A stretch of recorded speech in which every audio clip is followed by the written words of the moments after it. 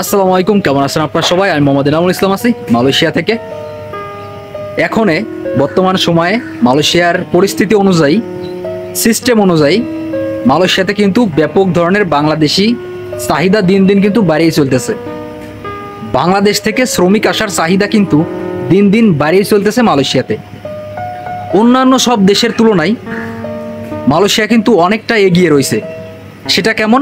সেটা হচ্ছে যে বর্তমান সময়ে মালয়েশিয়ার কিন্তু রিঙ্গিতের দাম অনেকটা হাই লেভেলের। দিন দিন কিন্তু মালয়েশিয়ার রিঙ্গিতের দাম বাড়তেছে, মানে টাকার কিন্তু মান বাড়তেছে।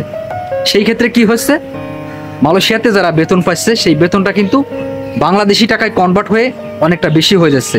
বর্তমান সময়ে মালয়েশিয়ার যে বেসিক স্যালারি আছে সেটা যদি বাংলাদেশি টাকায় কনভার্ট করা যায়, সেই ক্ষেত্রে কিন্তু মিনিমাম 40 থেকে 45 হাজার টাকা বর্তমান সময় চলে আসতেছে। সেই ক্ষেত্রে বাংলাদেশিদের মালয়েশিয়া আসার প্রতি অনেকটা কিন্তু ঝোঁক বেড়ে যাচ্ছে দিন দিন। আরও অনেক কারণ আছে। দেখা যাচ্ছে মালয়েশিয়া এবং বাংলাদেশের ওয়েদার সেম অনেকটাই সেম ওয়েদার, এখানে কোনো সমস্যা হচ্ছে না।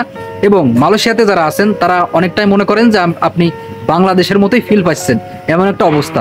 আর একটা বিষয়, সব কিছু করা যাচ্ছে এবং সহজেই মালয়েশিয়াতে আসা যাচ্ছে। আর একটা ব্যাপার, সেটা হচ্ছে যে মালয়েশিয়াতে কিন্তু সহজেই ট্যুরিস্ট ভিসাতেই অনেকেই চলে আসতেছে, আসার পর মালয়েশিয়াতে কাজকাম করতেছে।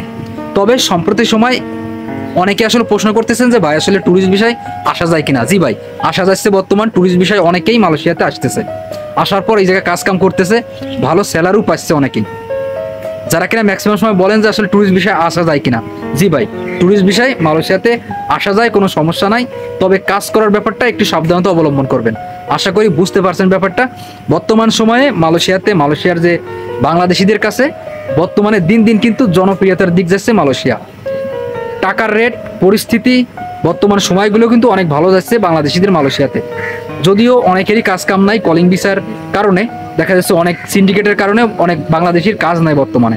তবে অনেকেই কিন্তু ভালো অবস্থানে আছে এবং আমার মনে হয় ভবিষ্যতে আরও সম্ভাবনা রয়েছে। সকল ধরনের চাহিদা বৃদ্ধি পাবে মালয়েশিয়াতে এবং দিন দিন বাংলাদেশ থেকেও প্রচুর পরিমাণ মালয়েশিয়াতে আসবে এবং কাজের যে চাহিদা আছে সেটা বৃদ্ধি পাবে এবং সবাই কাজ কাম করবে। আশা করি বুঝতে পারছেন ব্যাপারটা। ধন্যবাদ সবাই, ভালো থাকবেন। দেখা হবে পরবর্তী কোনো ভিডিওতে। ততক্ষণ পর্যন্ত ভালো থাকবেন, সুস্থ থাকবেন। আল্লাহ হাফেজ।